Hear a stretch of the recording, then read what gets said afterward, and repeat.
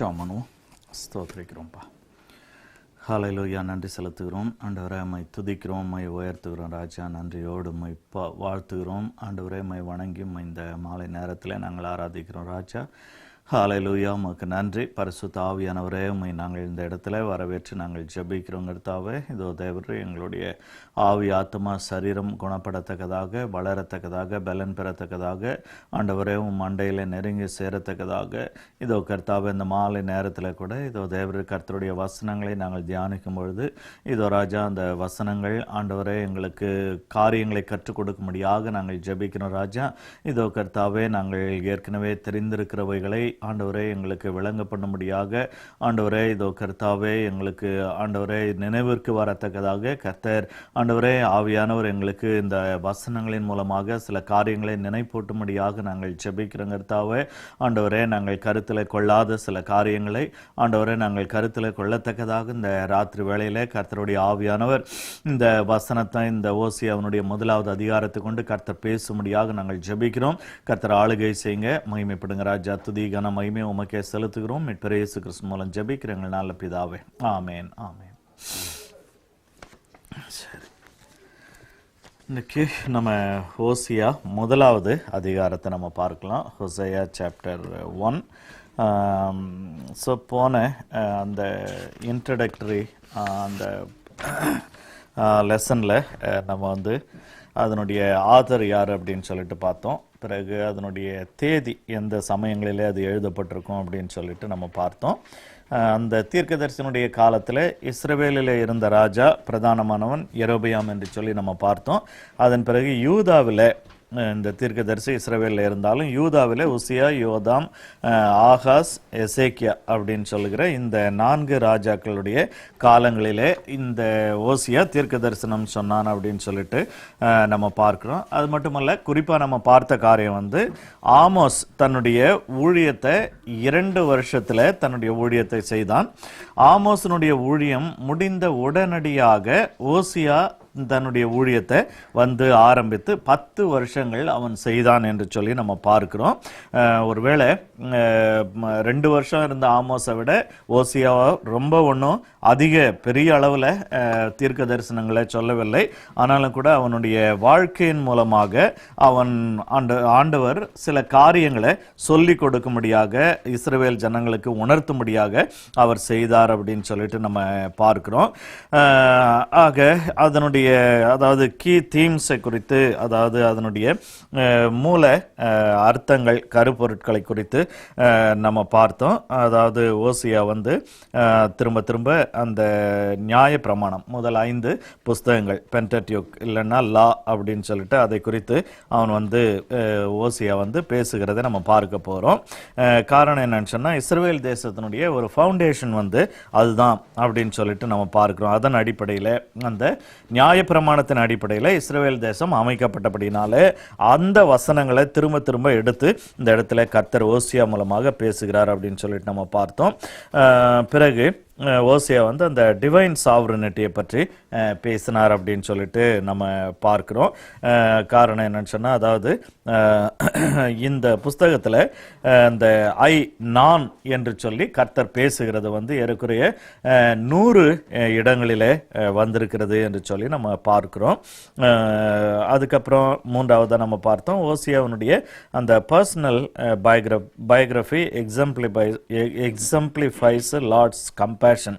ஆண்டவருடைய அதாவது மனதுருக்கத்தை அது பிரதிபலிக்கிறதாய் அந்த ஓசியாவினுடைய வாழ்க்கை இருந்தது அப்படின்னு சொல்லிட்டு நம்ம பார்க்கிறோம். அது மட்டும் இல்ல, isolation exile which is coming upon Israel is a means to restoration. ஆகியனால அதாவது அவர்களை தனிமைப்படுத்தவும் அவர்களை சிறையிருப்புக்கு அனுப்புவதும் அதன் மூலமாக இந்த இஸ்ரவேலை திரும்ப உயிர்ப்பிக்கிறது என்பதை குறித்து நம்ம பார்த்தோம். பிறகு இயேசு கிறிஸ்துவை பற்றி அதில் போடப்பட்டிருந்த அந்த பகுதிகளை குறித்தெல்லாம் நம்ம பார்த்தோம். ஆக இன்றைக்கு இந்த முதலாவது அதிகாரத்துக்குள்ளாக நம்ம கடந்து செல்கிறவர்களாக நம்ம காணப்படுவோம். இந்த முதலாவது அதிகாரத்தில் நம்ம பார்க்க போகிறது என்னன்னு சொன்னால், இந்த ஃபர்ஸ்ட் முதல் 9 வசனங்கள் அதில் ஓசியாவினுடைய குடும்பத்தை குறித்து நம்ம பார்க்கிறோம்.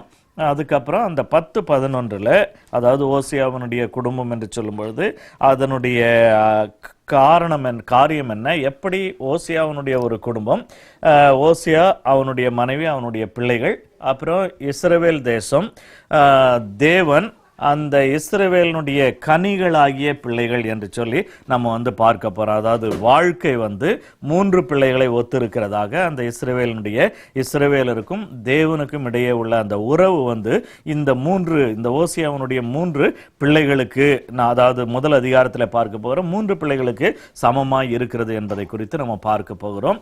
பிறகு 10-11 மறுபடியும் ஆண்டவர் வந்து இந்த இஸ்ரவேலை வந்து நான் திரும்பவும் எடுத்து நான் கட்டி நிறுத்துவேன், அதாவது ரெஸ்டரேஷன் ஆஃப் இஸ்ரேல், அதை குறித்து அந்த 10-11 வசனங்களிலே இருக்கிறத நம்ம பார்க்க போகிறோம். ஸோ முதல் வசனத்தில் அங்கே வந்து ஓசியாவை குறித்து என்ன இன்ட்ரடக்ஷனில் அந்த முதல் வசனத்தை நம்ம பார்த்துட்டோம். யாருடைய காலங்களிலே, அதாவது அவன் தீர்க்க தரிசனம் சொன்ன அந்த 10 வருஷங்களிலே எந்தெந்த ராஜாக்கள் இருந்தார்கள் என்று சொல்லி அதில் வந்து நம்ம பார்த்தோம். ஸோ அதை ஸ்கிப் பண்ணிட்டு நம்ம வந்து 2வது வசனத்துக்குள்ளாக நம்ம கடந்து போவோம். யாராவது ஒருவர் அந்த 2வது வசனத்தை வாசிக்கலாம்.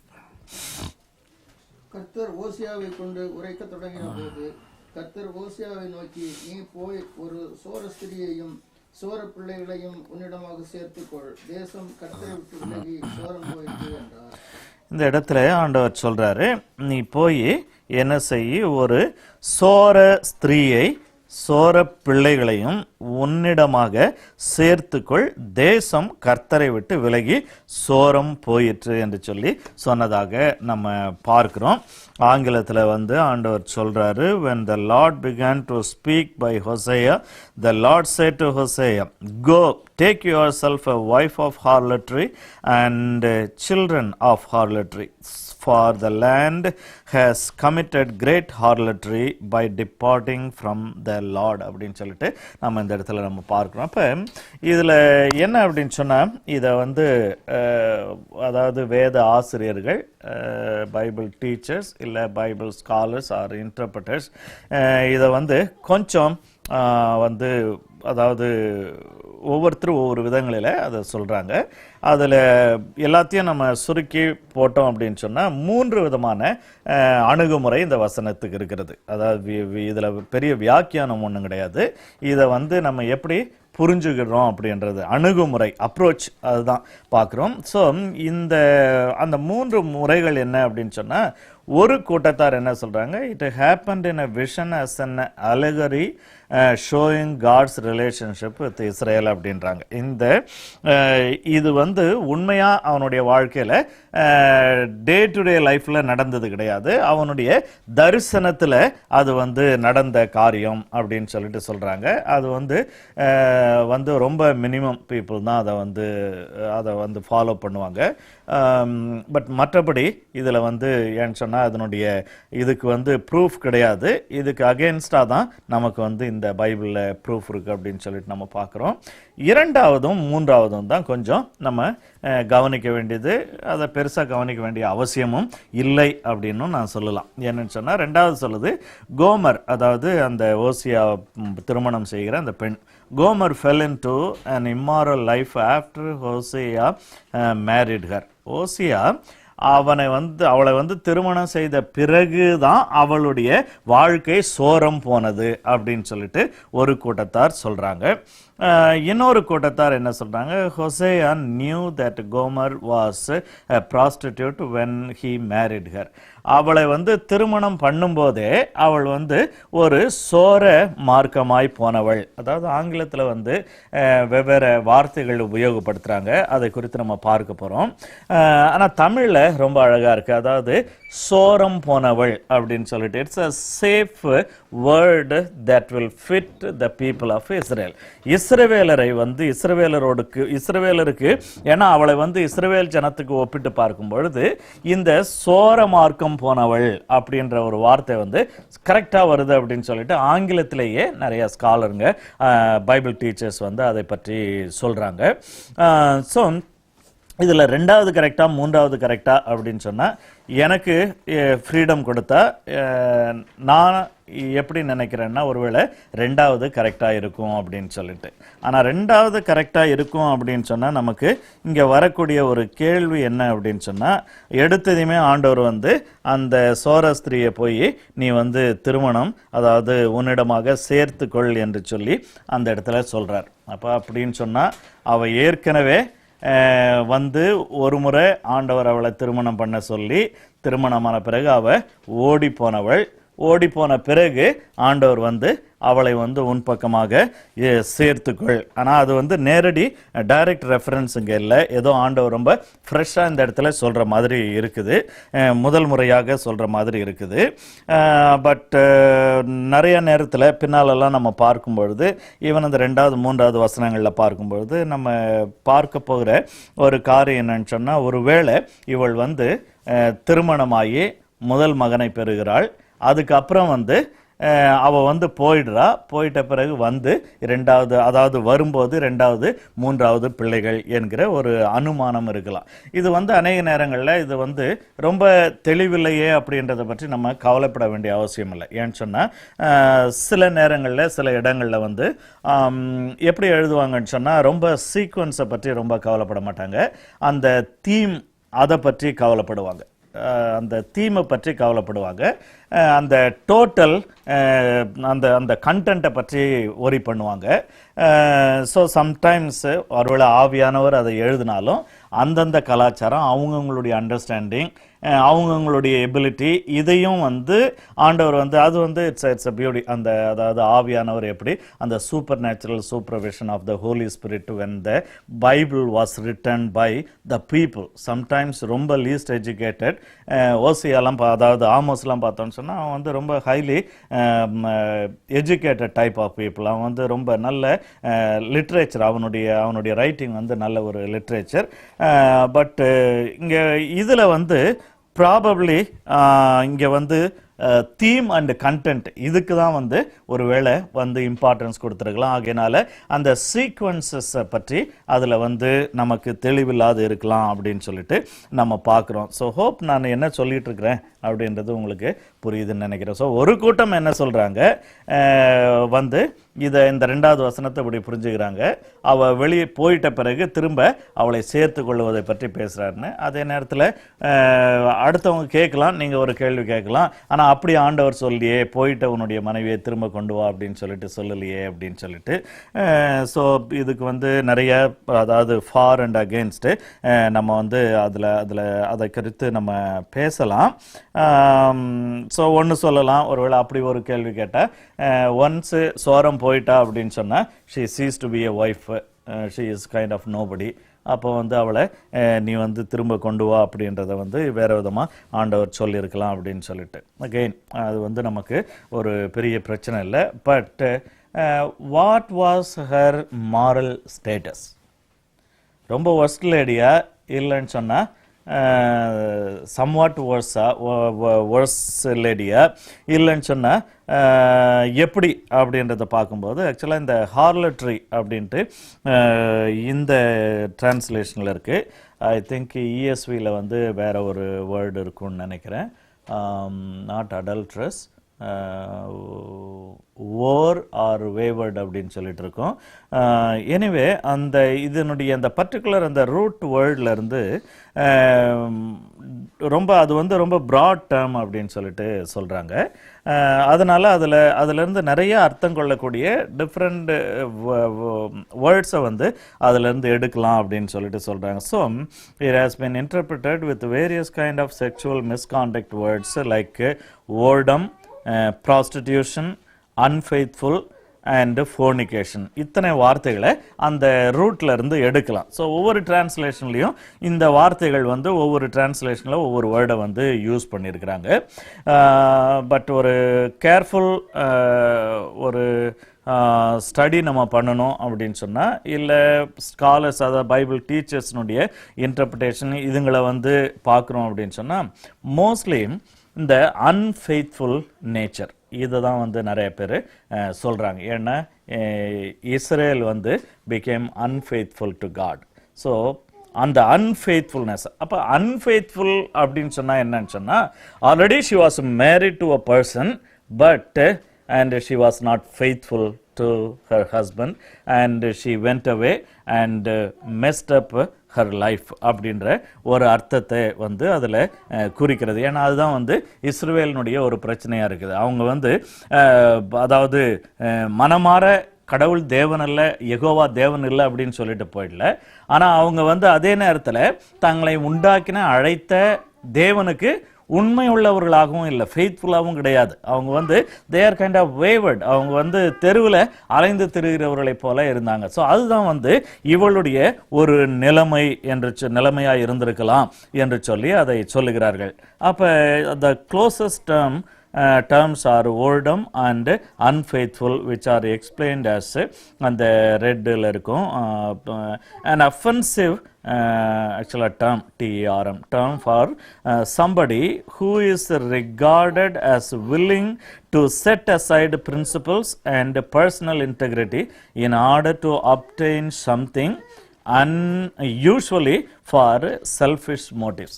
அதாவது தங்களுடைய சொந்த நோக்கத்திற்காக அவங்களுடைய பிரின்சிபல்ஸ், அந்த பர்சனல் இன்டெகிரிட்டி எதை பற்றியும் கவலைப்படாமல் அவங்க வந்து என்ன செய்வாங்க, கண்டபடி தங்களுடைய வாழ்க்கையை வந்து அமைத்து கொள்வாங்க. ஒரு ஷேம்லெஸ் லைஃபாக இருக்கும். காரணம் என்னன்னு சொன்னால், தே வாண்ட் சம்திங் எல்ஸ். அது ஏதோ ஒன்று அவங்களுக்கு அது தேவை. Selfish motive, fleshly motives.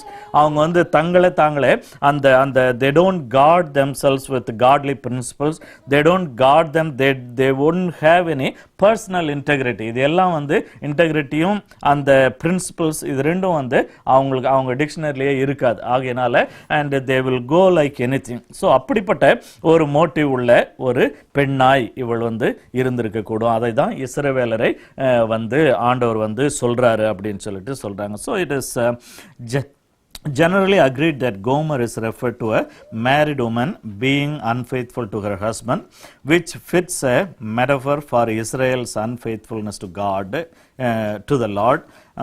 Her husband, Hosea 2:5 ல பார்க்கிறோம். Some interprets it as Gomer seems to have been faithful to the prophet in the birth of the first child. மூணாவது வசனத்தில் பார்க்க போகிறோம். And she became unfaithful in begetting her second and third children, because they are not referred as Hosea's children but as her children. As we move into second and third chapter, we will be able to understand it more. So அதனால இதை வந்து ரொம்ப நம்ம ஃபுல்லாக வந்து understand பண்ணணும்னு சொன்னால் ரெண்டாவது மூணாவது அதிகாரங்கள் போகும்போது. ஸோ இதில் என்ன சொல்கிறாங்க அப்படின்னு சொன்னால், இந்த மூன்றாவது வசனத்தில் முதல் மகனை வந்து பெற்றெடுக்கிறார். அப்போ வந்து அதில் வந்து தெளிவாக நம்ம பார்க்க போகிறோம். she bore him a son அப்படின்னு சொல்லிட்டு யாராவது ஒருத்தர் அந்த மூணாவது வசனத்தை படிப்போம். அவன் போய் திப்லாயிமின் குமாரத்தியாகிய கோமேரை சேர்த்து கொண்டான். அவள் கர்ப்பம் தரித்து அவனுக்கு ஒரு குமாரனை பெற்றாள். அடுத்த வசனத்தை படிச்சிருங்க. அப்பொழுது கர்த்தர் அவனை நோக்கி, இவனுக்கு இஸ்ரவேல் என்னும் பெயரிடு, ஏனெனில் இன்னும் கொஞ்ச காலத்திலே நான் யெகூவின் வம்சத்தாரிடத்திலே இஸ்ரவேலின் இரத்த பழியை விசாரித்து இஸ்ரவேல் வம்சத்தாரின் ராஜ்ய பாரத்தை ஒழிய பண்ணுவேன். ஸோ இப்போ இந்த மூணாவது வசனத்தில், so he went and took Gomer the daughter of Diblaim and she conceived and bore him a son. அவனுக்கு தமிழில் வந்து தெளிவாய் இருக்கிறது, அவனுக்கு ஒரு குமாரனை பெற்றாள் அப்படின்னு சொல்லிட்டு இந்த இடத்துல நம்ம பார்க்குறோம். அப்போ அதுக்கு அதே நேரத்தில் நம்ம அடுத்ததெல்லாம் நம்ம பார்க்கும்போது உதாரணத்துக்கு ஆறாவது வசனம், அதை நம்ம திரும்ப 4க்கு வருவோம். பட் ஆறாவது வசனத்தை யாராவது ஒருத்தர் படிங்க பார்க்கலாம். அவள் திரும்ப கர்ப்பம் தரித்து ஒரு குமாரத்தியை பெற்றாள். அப்பொழுது அவர் அவனை நோக்கி, இவளுக்கு லோகுகாமா என்னும் பெயரிடு, ஏனெனில் நான் இனி இஸ்ரவேல் வம்சத்தாருக்கு இரக்கம் செய்வதில்லை, நான் அவர்களை முழுவதும் அகற்றி விடுவேன். சரி, இப்போ இதில் என்ன பார்க்குறோன்னு சொன்னால், திரும்ப கற்பம் தரித்து அவனுக்கு ஒரு குமாரத்தியை பெற்றாள். இந்த இடத்துல மட்டும் இல்லை, பின்னால் வரக்கூடிய எந்த இடத்துலையுமே இந்த 2 பேரை சொல்லும்போது அவளுடைய பிள்ளைகள்னு வரும்.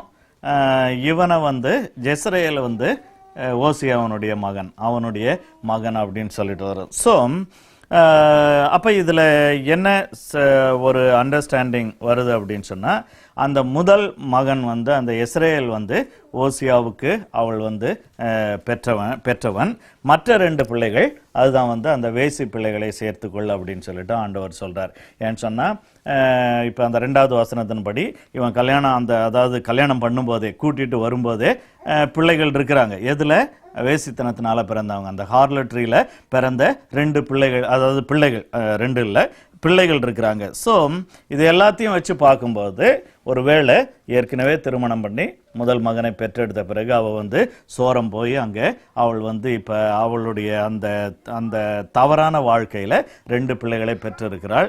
அப்போ அவளையும் அந்த பிள்ளைகளையும் நீ கொண்டு வா அப்படின்னு சொல்லிட்டு ஆண்டவர் சொல்லுவதாக இதை வந்து ஒரு சேஃப் அண்டர்ஸ்டாண்டு, அதாவது புரிந்து கொள்கிறார்கள் அப்படின்னு சொல்லிட்டு நான் படித்ததில் நான் கண்டுபிடிச்சேன். ஒருவேளை வேறு விதங்கள் இருந்தால் அது வந்து எந்த விதத்திலும் அது வந்து சத்தியத்தையோ மற்றதையோ அது வந்து பாதிக்காது.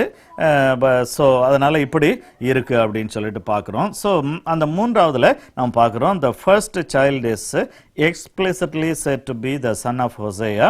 Other 2 children's paternity is conspicuously absent. 6லையும் 8லையும் பார்க்குறோம். யாருக்கு அந்த பிள்ளையை பெற்றா அப்படின்னு சொல்லிட்டு அந்த இடத்துல இல்லவே ரெஃபரன்ஸ் இல்லவே இல்லை. So and those children are called her children, அவளுடைய பிள்ளைகள் என்று சொல்லி அதில் சொல்லப்படுகிறது அப்படின்னு சொல்லிட்டு பார்க்குறப்ப 4வது வசனத்தில் படிக்கும்போது அங்கே அந்த முதல் மகனுக்கு என்ன சொல்கிறார் ஆண்டவர் வந்து, அவனுக்கு இஸ்ரவேல் என்று சொல்லி பெயரிடும்படியாக அவர் சொல்லுகிறார். ஸோ இஸ்ரவேல், அதாவது இஸ்ரவேல் என்ற ஒரு வார்த்தை, இஸ்ரவேல் என்கிற ஒரு வார்த்தை இருக்கிறது. இஸ்ரவேல்னு பேர் வைக்க சொல்ல, ஆனால் அந்த இஸ்ரவேல் வந்து என்னாச்சுன்னு சொன்னால் அவன் வந்து ஜெஸ்ரேல் ஆகுது. ஜெஸ்ரேல் அப்படின்னும் போது ஏதாவது கொஞ்சம் பழைய ஞாபகங்கள் வருதா? இஸ்ரேல் ஆக்சுவலாக இட்ஸ் அ பிளேஸ். அது என்ன இடம்னு ஞாபகம் வருதா?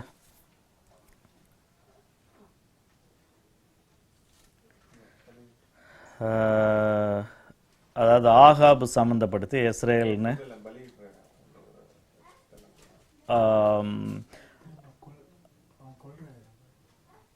ஆமாம், 2 பேரை கொல்ற இடம். ஒன்று வந்து என்னன்னா அந்த இவன் ஆமாம் அது, அப்புறம் அந்த ஆகாப் மறிக்கிற இடம், அப்புறம் அந்த ஆகாப் வந்து அந்த நாபோத்தினுடைய கீரைத்தோட்டம் இருந்தது.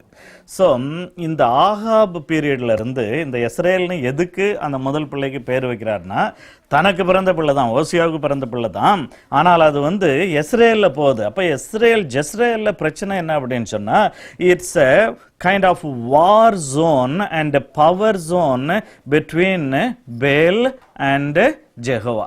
யெகோவா வணக்கத்திற்கும் யெகோவாவுக்கும் பாகாலுக்கும் ஒரு போட்டி வரக்கூடிய ஒரு இடம். ஆகாபனுடைய காலத்தில் அந்த நாபோத்தினுடைய அந்த அந்த அந்த அந்த கீரை தோட்டத்தை வந்து வாங்கினதுனால, அதாவது அந்த அந்த அந்த திராட்சை அந்த தோட்டத்தை வாங்கினதுனால அந்த இடத்துல வந்து பாகால் வந்து வெற்றி பெற்றது போல அந்த சமயத்தில் இருந்து. அதுதான் ஆண்டவர் வந்து ரொம்ப இதுவரைக்கும் பொறுத்துக்கிட்டு இருந்தது.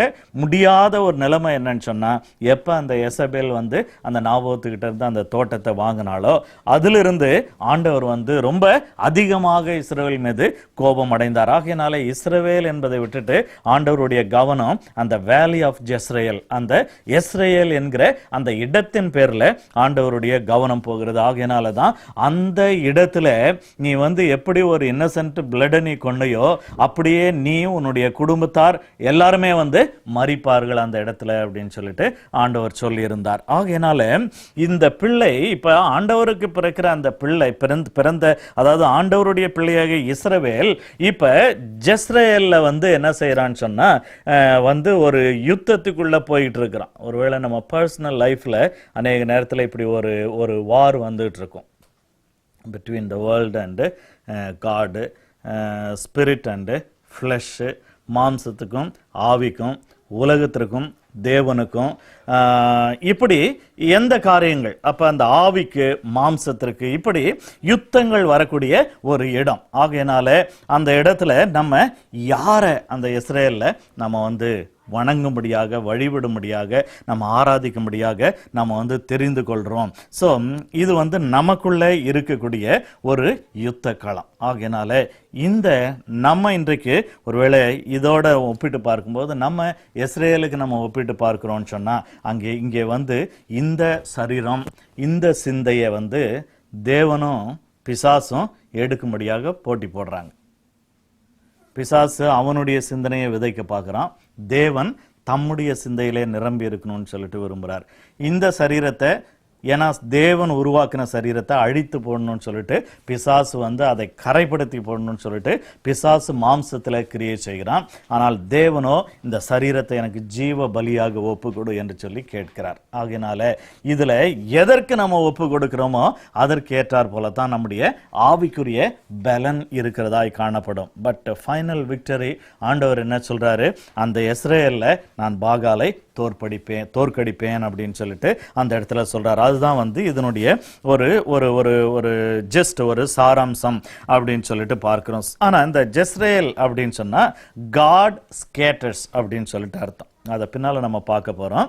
அதாவது ரெண்டு அர்த்தங்கள் உண்டு. ஒன்று வந்து God scatters, but at the same time ஆண்டவர், அதாவது அது வந்து அதுக்கு இன்னொரு வேர்டும் என்ன இருக்குன்னு சொன்னா, அதாவது விதைக்கிறதற்கு தூவுறாங்க இல்லையா, அதுவும் ஸ்கேட்டர் தானே. அந்த விதையை வந்து ஒரே இடத்துல போட முடியாது, அதையும் தூவுறாங்க. பட் ஸோ டபுள் மீனிங் இருக்கு. ஃபர்ஸ்ட் வந்து ஆண்டவர் என்ன சொல்றாரு, நான் இந்த இஸ்ரவேலை நான் சிதறடிப்பேன் அப்படின்னு சொல்லிட்டு சொல்றாரு. அதாவது விதையாக தூவேன்னு சொல்ல, அதை வந்து பின்னாடி சொல்றாரு. 10-11 நம்ம அதை பார்க்க போறோம். இதை வந்து நான் சிதறடிப்பேன், இந்த ஜெஸ்ரேலை வந்து நான் சிதறடிப்பேன், இது சிதறடிக்கப்படுகிற ஒரு இடம் என்று சொல்லி இந்த இஸ்ரவேலை குறித்து ஆண்டவர் சொல்றார். So Jezreel was the name of the place where Jehu had killed the 70 sons of Ahab. 2 Kings 10:11 பார்க்கிறோம். Likewise God will bring an end to Israel அப்படின்னு சொல்லிட்டு அதனுடைய அர்த்தத்தினுடைய அடையாளமாக ஜெஸ்ரேல் என்ற பெயரை வைக்க சொல்றாரு. அடுத்தது 5வது வசனத்தை யாராவது ஒருத்தர் படிக்கலாம். அந்நாளில் இஸ்ரவேலின் பள்ளத்தாக்கிலே இஸ்ரவேலின் வில்லை முறிப்பேன் என்றார். So I will break the bow of Israel in the valley of Jezreel. So valley of Jezreel was the place where Ahab promoted Baalism in Israel by permitting the killing of Naboth and seized his vineyard in Jezreel அப்படின்னு சொல்லிட்டு போற. ஆகினால அந்த இஸ்ரவேலினுடைய பவரை வந்து இந்த பாகாலுக்காக ஒரு Innocent பிளட்டை கொன்று அந்த இடத்துல தேவனுக்கும் பாகாலுக்கும் ஒரு வழக்கு உண்டாக பண்ணின அந்த ஒரு இடத்திற்கு ஒப்பாக நான் என்ன செய்ய போகிறேன், இந்த இஸ்ரவேலை வந்து அவங்களுடைய பலத்தை முறியடிக்க போகிறேன். ஸோ அவங்களுடைய military power will be broken because of their spiritual iniquity. அவங்களுடைய ஆவிக்குரிய பாவத்தின் நிமித்தமாக அவங்களுடைய பொலிட்டிக்கல் பவர், மிலிட்டரி பவரையே நான் உடைப்பேன் அப்படின்னு சொல்லிட்டு ஆண்டவர் வந்து சொல்லுகிறவராய் அவர் வந்து காணப்படுகிறார். 5வது வசனத்தை வாசிக்கலாம். படிச்சாச்சு. ஓகே, அப்போ 6வது வசனம் இப்போ நம்ம ஏற்கனவே படித்தோம். ஸோ இப்போ என்ன அப்படின்னு சொன்னால், ஸோ எதர் 3 பிள்ளைங்களும் ஒன்றா பிறந்துச்சுன்னு நீங்கள் நினைச்சாலும் சரி, இல்லைன்னு சொன்னால் இப்போ அவள் திரும்ப வரும்போது அடுத்த 2 பிள்ளைங்களை கொண்டு வரா. அப்போ வந்து அந்த இடத்துல ஒருவேளை ஆண்டவர் வந்து இவளுக்கு முதல் பெண்ணுக்கு வந்து லோ ருஹாமா, அதாவது லோ ருஹாமா அப்படின்னு பேர் வைக்க சொல்றார். அப்படின்னு சொன்னா நோ மர்சி அப்படின்னு சொல்லிட்டு அர்த்தம். ஸோ அவ கிருபை இல்லை, இரக்கம் இல்லை, இரக்கம் செய்ய போவதில்லை என்று சொல்லுகிற ஒரு அர்த்தத்தில் ஆண்டவர் என்ன சொல்றாரு, அவளுக்கு வந்து அந்த பிள்ளைக்கு வந்து லோ ருஹாமா அப்படின்னு பேரிடு என்று சொல்லி ஆண்டவர் வந்து சொல்லுகிறார். ஏனெனில் நான் இஸ்ரவேல் வம்சத்தாருக்கு இரக்கம் செய்வதில்லை, நான் அவர்களை முழுவதும் அகற்றி விடுவேன் என்று சொல்லி அந்த இடத்துல சொல்லுகிறார். ஆகையினால it is said to be the denial of Hosea's fatherhood to the daughter because we don't have any reference for Hosea's paternity in this child's birth. இந்த பிள்ளையினுடைய இந்த பிறப்பில் ஓசியாவுக்கும் இந்த பிள்ளையினுடைய பிறப்புக்கும் சம்பந்தம் இல்லை. ஆகையினாலே ஆண்டவர் என்ன சொல்றாரு, உனக்கும் எனக்கும் இதுல நீ வந்து இஸ்ரவேலாய் இருக்கக்கூடியவன் இல்லை இஸ்ரவேலாய் இருக்கக்கூடியவன், நீ இப்போ நீ லோருகாமாவா நீ மாறி இருக்கிற. ஸோ இஸ்ரவேல் தான் என்னுடைய பிள்ளை, லோருகாமா என்னுடைய பிள்ளை கிடையாது. லோருகாமா என்னுடைய பிள்ளை இல்லை. ஆகையினாலே உனக்கு நான் இரக்கம் செய்ய மாட்டேன் என்று சொல்லி ஆண்டவர் சொல்லுகிறார் என்று சொல்லி நம்ம பார்க்கிறோம். அடுத்தது அந்த 7வது வசனத்தை நம்ம படிக்கலாம். யூதாவின் வம்சத்தாருக்கோ நான் இரக்கம் செய்வேன், வெள்ளினாலும் பட்டயத்தினாலும் யுத்தத்தினாலும் குதிரைகளினாலும் குதிரை வீரரினாலும் நான் அவர்களை ரட்சியாமல் அவருடைய தேவனாகிய கர்த்தராலே அவர்களை ரட்சிப்பேன் என்றார். இந்த இடத்துல பாருங்க, அந்த சம்பவம் போயிட்டே இருக்கு. நடுவில் ஒரு கிருபையின் வார்த்தையை பேசுறதுக்காக கீழே இருக்கக்கூடிய யூதாவை குறித்த ஒரு செய்தியை ஆண்டவர் அந்த இடத்துல கொண்டு வர்றார். அதுதான் ஆண்டவர், அதாவது இரக்கம் செய்ய மாட்டேன்னு சொல்லிட்டு இவங்களுடைய கசின்ஸுக்கு நான் இரக்கம் செய்வேன்றார். கடைசியில் பார்க்கும்போது உங்களையும் உங்களுடைய பிரதர்ஸையும் நான் ஒன்றா சேர்த்துருவேன் அப்படின்றார். அதை நம்ம பார்க்க போகிறோம். ஸோ ஆண்டவர் உண்மையாகவே அவர் தண்டிக்கணும் இல்லை நம்ம வேதனைப்படுத்தணும் அப்படின்றதுல அவருக்கு ஒருபோதும் எண்ணம் இருப்பதில்லை. ஆனால் நம்ம ஆரம்பத்தில் அதாவது இன்ட்ரடக்ஷனில் போன வாரம் பார்த்தது போல இந்த சிதறடிப்பு எதற்காக என்று சொன்னால் அவர்களை சீர்திருத்துவதற்காக. God scatters people so that he can revive them, he can bring them back. ஆகையினாலே அங்கே இரக்கம் செய்ய மாட்டேன்னு சொல்லிட்டு டக்குன்னு மறுபடியும் இஸ்ரவேல்கிட்ட பேசிட்டு இருக்கிறவரு அவர் உடனே அவர் இப்படியாக யூதாவை குறித்து பேசுகிறார். யூதாவின் வம்சத்தாருக்கு நான் இரக்கம் செய்வேன். ஆகையினால நான் சுத்தமா இரக்கமே என்கிட்ட இல்லைன்னுலாம் நினைச்சிடாதீங்க, என்கிட்ட இரக்கம் இருக்குது, ஆனா நான் யூதாவுக்கு இரக்கம் செய்வேன். நீங்க லோருகாமா, ஆகையினால உங்களுக்கு அல்ல யூதாவுக்கு நான் இரக்கம் செய்வேன் அப்படின்னு சொல்லிட்டு ஆண்டவர் சொல்றாரு. அப்படி சொல்லும் பொழுது Judah still maintains the true worship of the Lord. ஏன்னு சொன்னா அங்க தெற்கே இந்த ஓசி அவனுடைய காலத்துல இருந்த ராஜாக்கள் எல்லாம் இன்னும் அந்த தேவனை யெகோவாகிய தேவனுடைய உண்மையான வழிபாட்டை தொடர்ந்து இன்னும் அவர்கள் செய்து கொண்டு வருகிறார்கள். ஆகையினாலே அந்த உடன்படிக்கையின் தேவன் உடன்படிக்கையின் அடிப்படையில் அவர்களுக்கு நான் இரக்கம் செய்வேன் என்று சொல்லி அவர் அந்த இடத்துல சொல்லுகிறார். So they were saved by the Lord during the reign of Hezekiah. அந்த அதாவது இந்த ஓசியாவுடைய அந்த 10 வருஷத்தினுடைய கடைசி ராஜா எசேக்கியா. அந்த எசேக்கியாவுடைய காலத்துல அசீரியர்கள் இவர்களை சூழ்ந்து கொள்றாங்க. அப்ப ஆண்டவர் தேவ தூதரை அனுப்பி, அதுதான் அந்த இடத்துல 7வது அந்த வசனத்துல நம்ம படிக்க கேட்டோம். அவர் என்ன சொல்றாரு, நான் இப்படியாக அந்த யூதாவை வில்லினாலும் பட்டயத்தினாலும் யுத்தத்தினாலும் குதிரைகளினாலும் குதிரை வீரரினாலும் நான் அவர்களை ரட்சிக்காமல் அவர்களுடைய தேவனாகிய கர்த்தராலே அவர்களை ரட்சிப்பேன். ஒரு பெரிய ஆபத்து வந்தது. அந்த பெரிய ஆபத்து வந்த பொழுது ஆண்டவர் என்ன செய்கிறாரு, தேவ தூதனை அனுப்பி என்ன செய்கிறாரு, 185,000 அசீரியர்களை அவர் அழித்தார் என்று சொல்லி நம்ம பார்க்கிறோம். ஆகினால ஆண்டவர் 7வது வசனத்தில் தீர்க்கதரிசனம் சொன்னார். எசேக்கியாவுடைய காலத்தில் அதை நிறைவேற்றினார். அந்த within the 10 years அதை ஆண்டவர் நிறைவேற்றினார் அப்படின்னு சொல்லிட்டு பார்க்கிறோம். ஸோ இப்போ அடுத்தது மறுபடியும் going back to the second harlotry child but the third in line. அப்போ 8, 9 யாராவது ஒருத்தர் படிக்கலாம். அவள் லோருகாமாவை மலைமறக்க பண்ணின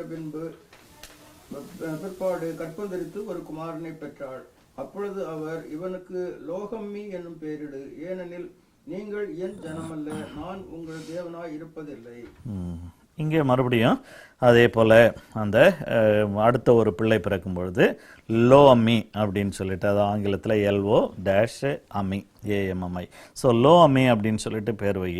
காரணம் என்னன்னு சொன்னால் that means you are not my people அப்படின்னு சொல்லிட்டு அர்த்தம். So the naming of another child by Gomer, not my people அப்படின்னு சொல்லிட்டு சொல்கிறார். ஸோ அப்படின்னா என்ன அர்த்தம், the end of the relationship. ஆகையினால இனி பேசுவதற்கு ஒன்றுமில்லை, நீ என்னுடைய ஜனம் அல்ல என்று சொல்லி ஆண்டவர் அந்த இஸ்ரவேலை பார்த்து அவர் சொல்லிவிடுகிறார் என்று சொல்லி நம்ம பார்க்கிறோம். So the phrase my people said to be mentioned 17 times in Exodus. அதாவது எக்ஸடஸ்ல நீங்கள் என்னுடைய ஜனம் என்னுடைய ஜனம் என்னுடைய ஜனம்னு 17 முறை வருவதாக சொல்லியிருக்காங்க. நான் எண்ணில் எழுதி இருந்ததை நான் வந்து இதில் போட்டிருக்கிறேன். ஆகையினால அங்கே மை பீப்புள் அப்படின்னு சொல்லிட்டு இங்கே வந்துட்டு ஆண்டவர் என்ன சொல்றாரு, நீங்கள் என்னுடைய ஜனம் அல்ல என்று சொல்லுகிறார். காரணம், நீ வந்து இஸ்ரவேலாய் இருந்தா எனக்கு பரவாயில்ல, ஆனா வந்து நான் உனக்கு இஸ்ரவேலாய் ஆகும்படியாக நீ வந்து லோருகாமாவும் நீ லோ அம்மியாகவும் நீ வந்து மாறினபடியினால உனக்கு என்னிடத்துல கிருபை இல்லை, நீ என்னுடைய பிள்ளை இல்லை, ஜனம் அல்ல என்று சொல்லக்கூடிய அளவிற்கு உன்னுடைய வேசித்தனம், அதாவது அந்த அகெயின் அந்த அந்த அந்த அதாவது கோமர் அந்த ஓசியாவினுடைய அந்த மனைவியை குறித்து அவள் வந்து இஸ்ரவேலை ஒப்பிட்டு இருக்கிறாள் அப்படின்னு சொல்லும்போது, அப்ப இவங்க என்ன செய்திருக்கிறாங்க, இந்த இஸ்ரவேலின் தேவனை விட்டு அவர்கள் சோரம் போனார்கள், அப்படின்னா தூரம் போனார்கள் என்று சொல்லி பார்க்கிறோம். Not simply by distance but in their heart and in their life and in their mind, in their liking, in their lifestyle, எல்லாவற்றிலும் ஆண்டவரை விட்டு அவர்கள் வந்து சோரம் போனவர்கள், தூரம் போனவர்கள் என்று சொல்லி அந்த இடத்துல நம்ம பார்க்கிறோம். ஆக என் ஜனம் என் ஜனம் என் ஜனம் என்று சொன்ன தேவன் இன்றைக்கு வந்து அவர்களுக்கு சொல்லுகிறார், நீங்க வந்து என் ஜனம் அல்ல என்று சொல்லி அவர் சொல்லுகிறார். ஒரு இரக்கமும் கிருபையும் அன்பும் நிறைந்த ஒரு தேவன், அழைத்த ஒரு தேவன், நீ என்னுடைய பிள்ளை அல்ல என்று சொல்லக்கூடிய ஒரு நிலைமைக்கு இவர்களுடைய பரிசுத்தம் குறைந்து போயிருக்கிறது. பரிசுத்தம் அது வந்து சீர்கட்டு போன ஒரு பரிசுத்தமாக இருக்கிறது என்று சொல்லி நம்ம பார்க்கிறோம். ஆக அடுத்தது 10வது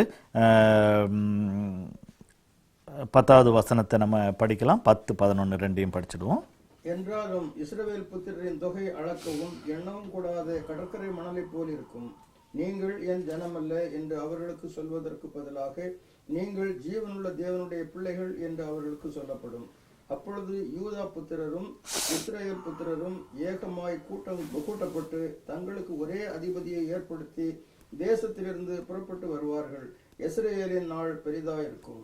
ஹல்லேலூயா. இந்த இடத்துல ஆண்டவன் சொல்றார், 9வது வசனத்துல சொன்னாரு, நீங்க என்னுடைய ஜனம் அல்ல என்று சொல்லி, இருந்தாலும் அப்படின்றார், என்றாலும் அப்படின்னு சொல்லிட்டு அந்த இடத்துல சொல்றாரு. அங்கே ஆங்கிலத்தில் வந்து எட் அப்படின்னு சொல்லிட்டு சொல்றாரு. ஆகையினால எட் இருந்தாலும் என்ன நடக்கும் அப்படின்னு சொன்னா, the number of the children of Israel shall be as the sand of the sea அப்படின்னு சொல்லிட்டு சொல்றார். கடற்கரை மணல் அத்தனையாய், எண்ணக்கூடாத கடற்கரை மணலை போல் இருக்கும் என்று சொல்லி ஆண்டவர் வந்து இந்த இடத்துல சொல்றார். உடனடியாக அவர் வந்து எதை யோசிக்கிறாரு, கடற்கரை மணல்ன உடனே ஆபிரகாம அவர் வந்து யோசிக்கிறார். இவ்வளவு நேரம் மோசேயினுடைய நியாயப்பிரமாணத்தினால கட்டி எழுப்பப்பட்ட இஸ்ரவேல் அந்த நியாயப்பிரமாணத்தை மீறினபடியினாலே நியாயப்பிரமாணத்தின் அடிப்படையில் நான் வந்து நியாய தீர்ப்பை வழங்குவேன்னு சொல்றார்.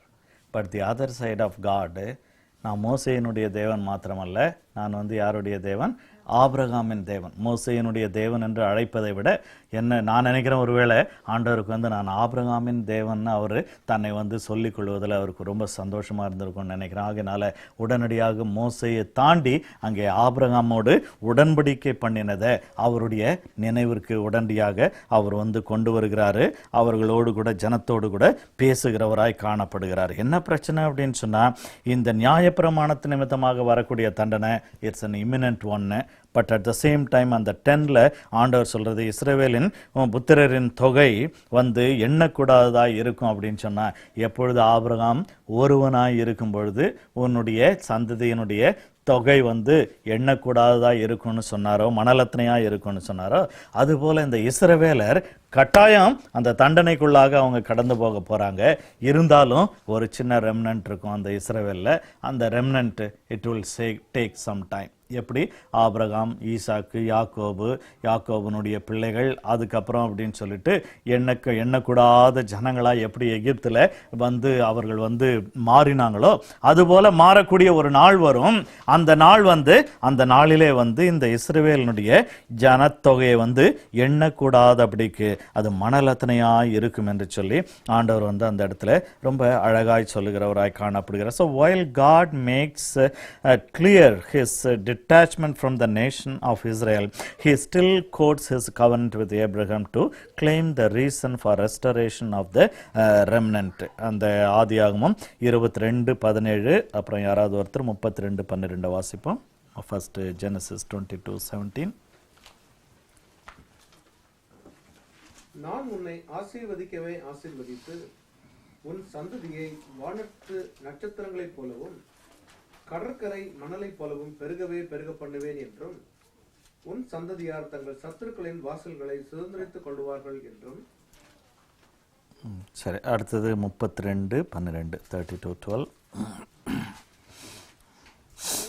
நான் உனக்கு மெய்யாகவே நன்மை செய்து உன் சந்ததியை எண்ணி முடியாத கடற்கரை மணலை போல மிகவும் பெருக பண்ணுவேன் என்று சொன்னீரே என்றான். ஸோ ஆக்சுவலி இந்த ஏப்ரஹாமிக்கு அந்த ப்ராமிஸ் வந்து it's a long term promise. இந்த நடுவில் வரக்கூடிய அந்த ஜட்ஜ்மெண்ட் வந்து they are like kind of short term, இமினண்டாக நம்முடைய காலங்களிலே சின்ன சின்னதாக கொஞ்சம் கொஞ்சமாய் நடக்கக்கூடியதாகினாலே இந்த ஆபிரகாமனுடைய இந்த நீண்ட கால வாக்குத்தத்தம் நம்முடைய வாழ்க்கையில நிறைவேற வேண்டும் என்று சொன்னால் நம்ம வந்து அதில் நம்ம இப்பொழுது வாழக்கூடிய வாழ்க்கையை பற்றி கவனமாக இருக்கணும். அப்போ அதனால நம்ம வந்து அதாவது நான் என்ன சொல்ல வரேன் அப்படின்னு சொன்னால், even for argument sake once saved always saved எடுத்துக்கிட்டாலும் வந்து ரட்சிக்கப்பட போகிறது ஒருவேளை அது கடைசியில் அப்படின்னாலும் அங்கே இந்த வாழ்க்கையில் நம்ம ஒன்றுமே செய்யாத ஒரு வாழ்க்கையாக, தேவனுக்கு பிரியமில்லாத ஒரு வாழ்க்கையாக வந்து அது வந்து கடந்து போகும்படியாக இருக்கக்கூடாது. So coming back to the theme என்னன்னு சொன்னால், ஆண்டவர் வந்து ஆபிரகாமுக்கு வாக்கு பண்ணினார், அதே நேரத்தில் அந்த மோசேயினுடைய அந்த நியாயப்பிரமாணத்தையும் இடையில அவர்களுக்கு வந்து அவர் கொடுத்து வைத்தார் என்று சொல்லி நம்ம பார்க்கிறோம். ஆக இந்த ஆபிரகாமினுடைய அந்த வாக்கு தத்தத்தை, ஆபிரகாமுக்கு வாக்கு பண்ணின அந்த வாக்கு தத்தத்தை ஏன்னா பின்னெல்லாம் பார்க்கிறோம், ஆபிரகாம் தேவனை விசுவாசித்தான், அது அவனுக்கு வந்து நீதியாக எண்ணப்பட்டது அப்படின்னு சொல்லிட்டு நம்ம பார்க்கிறோம். ஸோ அந்த ஆபிரகாமினாலே வரக்கூடிய அந்த நீதி, அந்த தேவ நீதியை நம்ம வந்து அடைவோம். ஆனாலும் அதே நேரத்தில் அந்தந்த காலங்களில் நம்ம தேவனுக்கு பிரியமுள்ளவர்களாக, நீதி உள்ளவர்களாக நம்ம நடந்து கொள்ள வேண்டும் என்று சொல்லுகிறதுல நம்ம வந்து கவனமாய் அங்கே இருக்க வேண்டியவர்களாக நம்ம காணப்படுகிறோம். ஸோ ஆண்டவர் வந்து இப்படியாக அந்த அந்த அந்த வாக்கு தத்துவத்தை அவர் நினைவு கூறுகிறார். So Israel's failure according to the requirement of covenant at Mount Sinai will not cancel the promise to Abraham. கலாத்தியர் 3:17 நம்ம வாசிக்கலாம். ஆதலால் நான் சொல்லுகிறது என்னவெனில், கிறிஸ்துவை முன்னிட்டு தேவனால் முன் உறுதி பண்ணப்பட்ட உடன்படிக்கையை 430 வருஷத்திற்கு பின்பு உண்டான நியாயப்பிரமாணமானது தள்ளி வாக்கு தத்தத்தை வியர்த்தமாக்க மாட்டாது. ரொம்ப அழகா பவுல் மூலமாக அந்த இடத்துல ஆவியானவர் எழுதியிருக்கிறார். ஆபிரகாமுக்கு ஆண்டவர் வாக்கு பண்ணினார். அதுக்கப்புறம் வந்து இந்த எகிப்தினுடைய அடிமைத்தனத்தில் இருந்த அந்த 430 ஆண்டுகள் கழித்த பிறகு அந்த காலங்களிலே வரக்கூடிய அந்த அந்த ஏன்னா சீனாய் மலையில வந்த அந்த நியாயப்பிரமாணமானது இந்த ஆபிரகாமுக்கு ஆண்டவர் கொடுத்த வாக்கு தத்தத்தை அது அவமாக்காது, வியர்த்தமாக்காது என்று சொல்லி அந்த இடத்துல பார்க்கிறோம். ஸோ அதுக்கப்புறம் God is having the eternal plan of salvation not by works but by faith, just as Abraham's salvation was. Romans 4:1-3. ரோமர் 4:1-3 வரைக்கும் படிக்கலாம். அப்படியானால் நம்முடைய தகப்பனாகிய ஆபிரகாம் மாம்சத்தின்படி என்னத்தை கண்டடைந்தான் என்று சொல்லுவோம். ஆபிரகாம் கிரியைகளினாலே நீதிமானாக்கப்பட்டானாகில் மேன்மை பாராட்ட அவனுக்கு ஏது உண்டு? ஆகிலும் தேவனுக்கு முன்பாக மேன்மை பாராட்ட ஏதுவில்லை. வேத வாக்கியம் என்ன சொல்லுகிறது? ஆபிரகாம்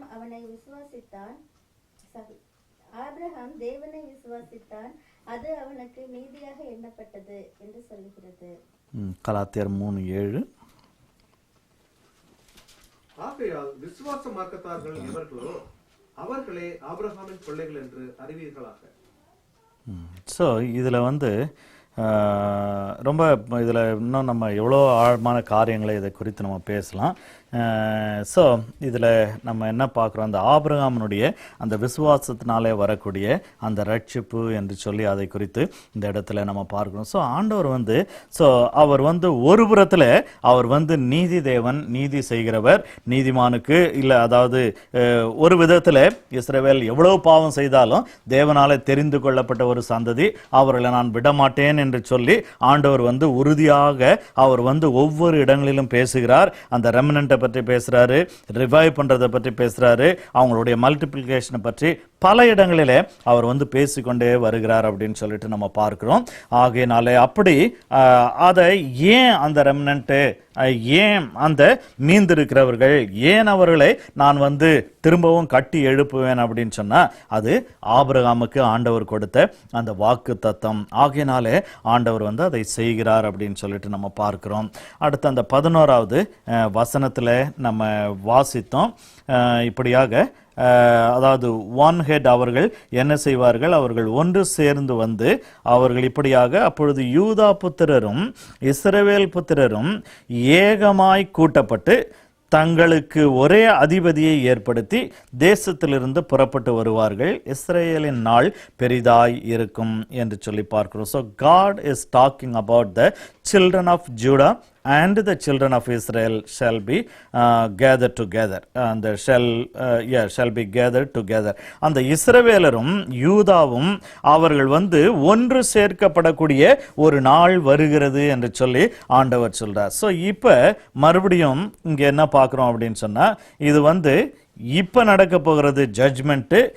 இனி கொஞ்சம் இந்த 11வது வசனத்துல சொல்லப்பட்ட காரியம் வந்து நியர் ஃபியூச்சர்லயும் நடக்க போகுது, கிரைஸ்ட் டைம்லையும் நடக்க போகுது, ஃபார் ஃபியூச்சர்லையும் நடக்க போகுது. அதாவது எண்ட் டைம், இன்னைக்கு இந்த காலங்கள்லையும் அது வந்து நடைபெற போகிற இது ஒரு தீர்க்க தரிசனமாக இதை நம்ம பார்க்கிறோம். என்னன்னு சொன்னால், இந்த யூனிஃபிகேஷன் ஆஃப் இஸ்ரேல் அப்படின்னு சொல்லிட்டு நம்ம பார்க்கிறோம். இந்த பிரிந்த ஜனங்கள் ஒன்றாய் சேர்ந்து ஒரே தேசமாய் இருக்கும், ஒரே தேசமாய் அவர்கள் இருப்பார்கள் என்று சொல்லுகிற ஒரு, அதாவது ஒரு ஹிஸ்டாரிக்கல் ப்ராஃபஸியா அந்த இடத்துல நம்ம பார்க்கிறோம். So some unification happen after the return of Judah, southern kingdom. என்னன்னு சொன்னா எப்படி நடந்துச்சு, இந்த யூதா வந்து பாபிலோனுக்கு போறாங்க, பாபிலோன் போயிட்டு 70 வருஷம் கழிச்சு அவங்க வந்து திரும்ப வராங்க. இப்ப திரும்ப வரும்பொழுது இந்த யூதர்கள், ஜீசஸ் டைம்னுடைய மேப்பை இப்ப நம்ம கண்ணுக்கு முன்னால கொண்டு வரலாம்.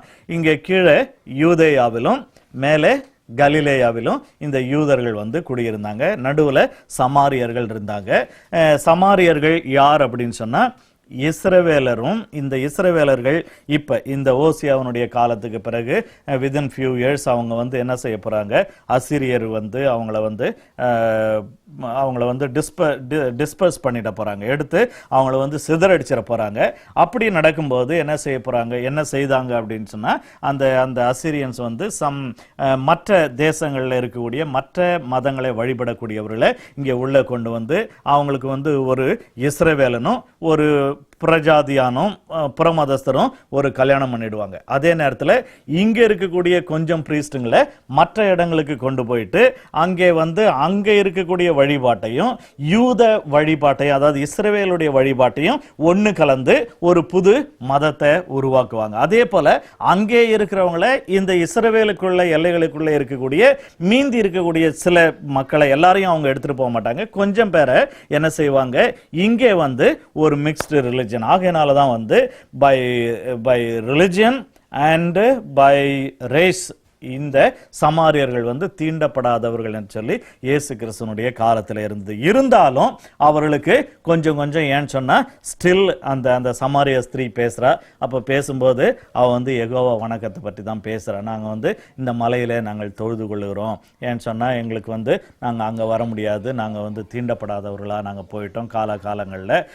ஸோ இது வந்து ஓசியாவினுடைய காலத்துக்கு அப்புறம் எத்தனை ஒரு 400-500 வருஷம் கழிச்சு இயேசு கிறிஸ்துவனுடைய காலத்தில் பேசக்கூடிய பேச்சுக்கள். ஆகையினால இங்க என்ன பார்க்கிறோம்னு சொன்னா, இங்க இந்த 70 வருஷத்துக்கு பிறகு திரும்ப வந்த பிறகு இன்னொரு 400 வருஷம் இயேசு கிறிஸ்துவுக்கும் அந்த பழைய ஏற்பாட்டு முடிஞ்சதுக்கும் இயேசு கிறிஸ்துவுக்குனுடைய அந்த காலம். இதுக்கு இடையில நிறைய காரியங்கள் வந்து நடந்து நிறைய சமாரியர்கள் வந்து இந்த, அதாவது யூதர்களோடு சம்பந்தம் கலக்கினாலும் இந்த ஒரு சரியான ஒரு விசுவாசத்திற்குள்ளாக தொழுகைக்குள்ளாக பிள்ளைகளாக வர ஆரம்பித்திருக்கிறார்கள். ஆக கொஞ்சம் it's not a perfect unification of Israel and Judah, but கொஞ்சம் அது வந்து நடந்திருக்கிறது. அதே நேரத்தில் அந்த செகண்ட் என்னன்னு சொன்னா there is a grand unification, though it is not a final physical unification. அப்ப அந்த இயேசு கிறிஸ்துவினுடைய காலத்தில் there was a grand unification happened. என்னன்னு சொன்னா யூதர்கள் மாத்திரமல்ல, யூதர்கள்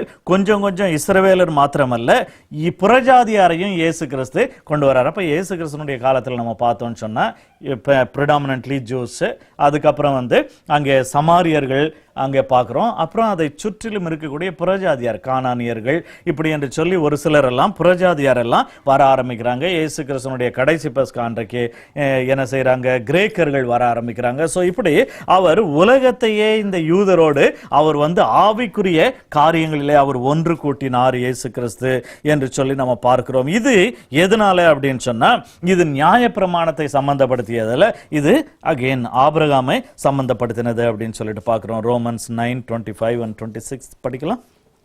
அந்தபடி எனக்கு ஜனங்கள் அல்லாதவர்களை என்னுடைய ஜனங்கள் என்றும், சிநேகிக்கப்படாதிருந்தவளை சிநேகிக்கப்பட்டவள் என்றும் சொல்லி அழைப்பேன்.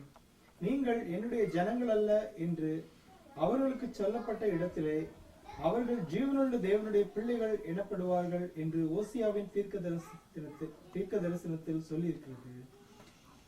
அப்போ இந்த தீர்க்க தரிசனத்தை ஆண்டவர் நிறைவேற்றினார். அதை பவுல் மறுபடியும் எடுத்து அந்த இடத்துல அவர் பேசுகிறார் அப்படின்னு சொல்லிட்டு பார்க்குறோம். நீங்கள் என்னுடைய ஜனமல்ல என்று சொன்ன அதே இடத்துல நீங்கள் என்னுடைய ஜனம் என்று சொல்லி ஆண்டவர் வந்து சொல்லியிருக்கிறார். ஆகையினால நியாயப்பிரமாணத்தின்படி நீங்கள் என்னுடைய ஜனமல்ல, ஆனால் அதே நேரத்தில் நியாயப்பிரமாணத்துக்குரிய சிக்ஷைகள் தண்டனைகள் உங்களுக்கு கிடைத்தாலும் ஆபிரகாமுடைய விசுவாசத்தின்படி நீங்கள் என்னுடைய பிள்ளைகள். ஒருவேளை இந்த சந்ததியில் அதை நீங்கள் அனுபவிக்க மாட்டீங்க, பின்வரக்கூடிய சந்ததியில் இஸ்ரவேல் என்கிற அந்த சந்ததியானது என்ன செய்யும், கட்டாயம் அந்த அந்த அந்த ஆபிரகாமினால வரக்கூடிய அந்த ஆசீர்வாதம் என்று சொல்லும் பொழுது தேவனுடைய ஜனம் என்று அழைக்கப்படுகிற ஒரு நிலைமைக்கு வருவார்கள். அதுக்கப்புறம் finally as yet to happen, இந்த தீர்க்க தரிசனம் இன்னும் நடைபெற வேண்டியது என்று சொல்லி ஏறக்குறைய எல்லா வேத ஆசிரியர்களும் அதை ஒப்புக்கொள்கிறார்கள். இனி வரக்கூடிய ஒன்றாக இருக்கிறது, இல்லை என்றால் இப்பொழுதே அது நடக்க ஆரம்பித்திருக்கிறது. ஏன் இந்த இஸ்ரவேல் வந்து தேசமாய் உருவான பொழுதே வந்து இப்ப யூதா, இஸ்ரவேல், பாலஸ்தீனா, கலிலேயா, யூதேயா இந்த பெயர்கள் எல்லாம் போயிட்டு இப்ப என்ன செய்துட்டாங்க, அந்த பழைய பேரை கொண்டு வந்துட்டாங்க. இப்ப அதாவது ஒரு யூனிஃபைடு இஸ்ரேலா இருக்கு, பட் ஸ்டில் ஜூஸ் தான் வந்து அதை டாமினேட் பண்ணிட்டு இருக்காங்க இப்போ இருக்கக்கூடியதில். ஏன்னு சொன்னால் அவங்க தான் வந்து அப்படியே ஒரு குலமாய் கோத்திரமாக வந்து அவங்க அப்படியே அவங்க இருந்தாங்க. இப்போ என்ன நடந்துட்டு இருக்குது, மற்ற இஸ்ரவேலர்கள் உள்ளே வந்து கொண்டிருக்கிறாங்க. நான் ஏற்கனவே சொல்லியிருக்கிறேன், இந்த இஸ்ரவேலர் எங்கெங்கேயோ சிதறடிக்கப்பட்டிருந்தாங்க. ஒரு ஃபியூ இயர்ஸ் அகோ, ஒரு 10 வருஷம் முன்னாடி இருக்குன்னு நினைக்கிறேன், அங்கே நார்த் ஈஸ்டில் ஒரு பெக்யூலியர் பீப்புள், அவங்க யாருன்னே இனம் கண்டு கொள்ள முடியாத ஒரு ஜனங்கள். அந்த ஜனங்கள் கடைசியில் அவங்க வந்து எப்படியோ கண்டுபிடிச்சு இந்த 12 ட்ரைப்ஸில் இந்த இஸ்ரேலைட்டினுடைய 9 ட்ரைபில் ஒரு ட்ரைபினுடைய ஒரு ஃபேமிலி அப்படின்னு சொல்லிட்டு அதை கண்டுபிடிச்சி அவங்கள கொண்டு வந்திருக்கிறாங்க. But it's all complicated. I don't know how it's going to happen. ஏன்னு சொன்னால் இது வந்து we just leave everything up to God. So அதனால் இதை பற்றி எனக்கு ரொம்பவும் ஒன்றும் தெளிவு கிடையாது. அதே நேரத்தில் நான் ரொம்ப அதிகமும் நேரத்தை இதுக்காகவும் நான் வந்து செலவழிக்க நான் விரும்பவில்லை. அதனால Judah and Israel coming together is to happen in the end time, as we are witnessing the return of not only Jews but other tribes also is taking place. அதுவும் இப்பொழுது நடந்து கொண்டே இருக்கிறது. So many believe that this promise will come to a fulfillment in a great amount of conversion of Jews in the later years. இந்த கடைசி காலங்களிலே பெரிய எண்ணிக்கையிலே யூதர்கள் இந்த மேசியாவை, இயேசுவை மேசியாவாக சொந்த இரட்சகராக ஏற்றுக்கொள்வார்கள். அந்த காலங்களிலே இந்த யூனிஃபைடு இஸ்ரேல் இருக்கும். ஸோ ஆண்டவராகிய இயேசு கிறிஸ்து, அதாவது அந்த யூனிஃபைடு இஸ்ரேலை மையமாக வைத்து அந்த அந்த 1000 வருஷ அரசாட்சி இருக்கும் என்று சொல்லி இந்த அந்த அந்த காரியங்களை வந்து நம்ம பல விதங்களிலே நம்ம கேட்டிருக்கிறோம். I don't want to get into any conclusion or get into any like அதாவது வியாக்கியான விபரீதங்களுக்குள்ளாகவும் நான் வந்து போக விரும்பவில்லை. ஆனால் ஆண்டவர் வந்து ஏதோ ஒன்று சொல்லியிருக்கிறாரு. We understand. ஏன்னு சொன்னால் யூதாவும் இஸ்ரவேலும் இன்னும் இணைந்து வந்து தேசமாக இணைந்திருக்கிறாங்க. ஆனால் ஜனங்களும் அதுக்குள்ளே 12 கோத்திரங்களும் அவர்கள் வந்து சேர வேண்டும் என்கிற ஒரு சேருவாங்க அப்படின்ற ஒரு ப்ராஃபஸி இதில் நான் பார்க்குறேன். ஆகையினால அது இன்னும் நடக்க வேண்டிய காலங்களிலே இருக்கிறது என்று சொல்லி நம்ம பார்க்கிறோம்.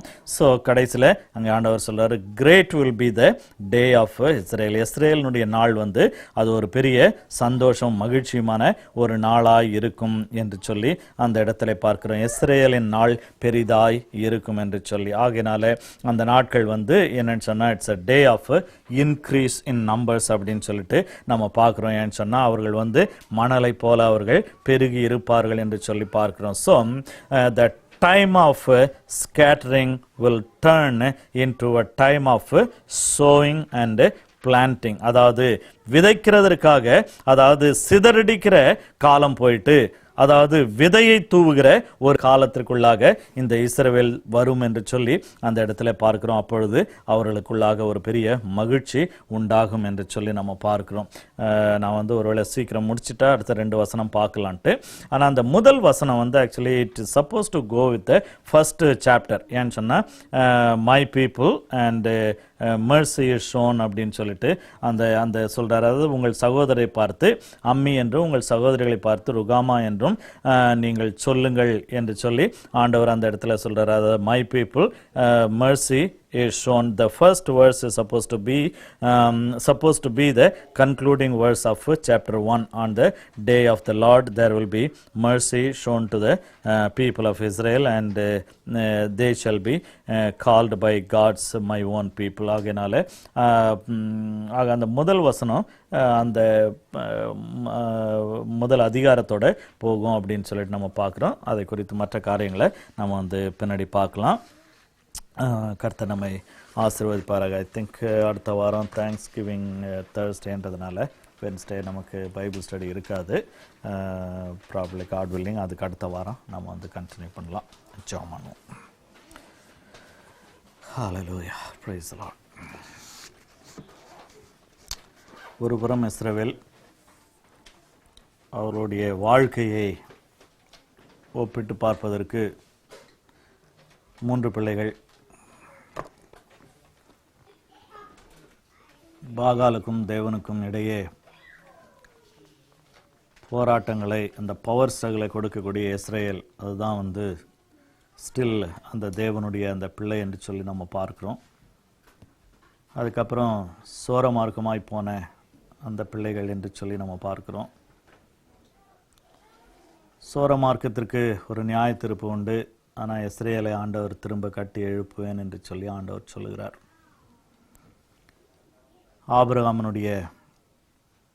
ஆபிரகாம் கொடுத்த வாக்குத்தத்தத்தை ஆண்டவர் நினைவு கூர்ந்தார் என்று சொல்லி நம்ம பார்க்கிறோம்.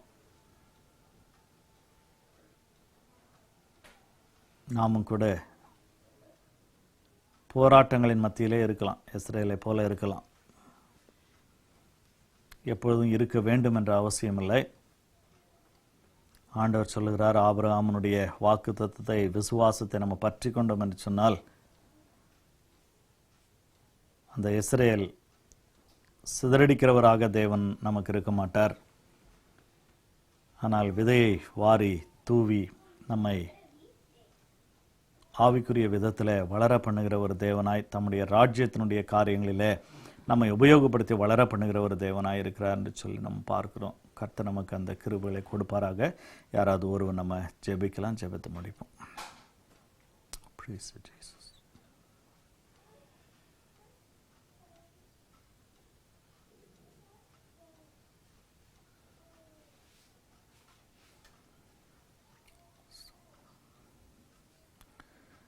நன்றி தகப்பனே, அருமையான அந்த நேரத்துக்காக உமக்கு நாங்கள் நன்றி செலுத்துகிறோம். இதோ தேவரே, ஆண்டவரே, கர்த்தர் எவ்வளவாய் ஆண்டவரே நீர் கிருபையும் கருணையும் இரக்கமும் ஆண்டவரே உள்ள ஒரு தேவனாய் இருக்கிறீர் என்று சொல்லி நாங்கள் பார்க்கிறோம். பாவங்களை பார்க்க மாட்டாத சுத்த கண்ணன் என்று சொல்லி உம்மை குறித்து நாங்கள் பார்த்தாலும் இதோ கர்த்தாவே, இதோ தேவரீர் அதற்கு ஆண்டவரே பாவத்தை நீர் தண்டிக்கிற ஒரு தேவன் இருந்தாலும் பாவியை ஆண்டவரே நீர் சீர்தூக்கி எடுத்து இதோ கர்த்தாவே மனம் திரும்புகிற பட்சத்தில் இதோ கர்த்தாவே, இதோ தேவரீர் ஆண்டவரே அந்த இஸ்ரவேலை இதோ நீர் சிதறடிக்கிறவராக அல்ல, அந்த இஸ்ரவேலை ஆண்டவரே நீர் ஆண்டவரே அள்ளி தூவி இதோ கர்த்தாவை பெருக பண்ணுகிறவராக மாற்றுகிறீர் என்று சொல்லி நாங்கள் பார்க்கிறோம். ராஜா, இதோ கர்த்தாவே எங்களுடைய வாழ்க்கையில கூட அப்படியே நாங்கள் கவனத்தோடு தொடர்ந்து நாங்கள் நடக்க நீர் உதவி செய்யும்.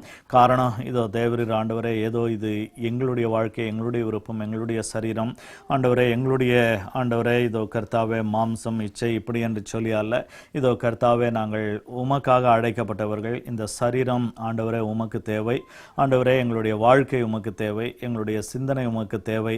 ஆண்டவரே, எங்களுடைய அனைத்தும் உமக்கு தேவை. ஆகினாலே இதோ தேவரீர் எங்களை உம்முடைய கரத்திலே நாங்கள் ஒப்பு கொடுத்து ஆண்டவரே உம்முடைய ராஜ்யத்துக்காகவும் உம்முடைய திட்டத்துக்காகவும் இதோ தேவரீர் நாங்கள் தொடர்ந்து வாழத்தக்கதாக கர்த்தர் நீர் எங்களை கிருபை பாராட்டும்படியாக நாங்கள் ஜெபிக்கிறோம். தொடர்ந்து கர்த்தருடைய கரம் எங்களோடு கூட இருந்து நீர் எங்களை நடத்துவீராக. துதிகன மகிமை உமக்கே செலுத்துகிறோம். மீட்பர் இயேசு கிறிஸ்து மூலமே ஜெபிக்கிற எங்கள் நல்ல பிதாவே. ஆமென். ஆமென்.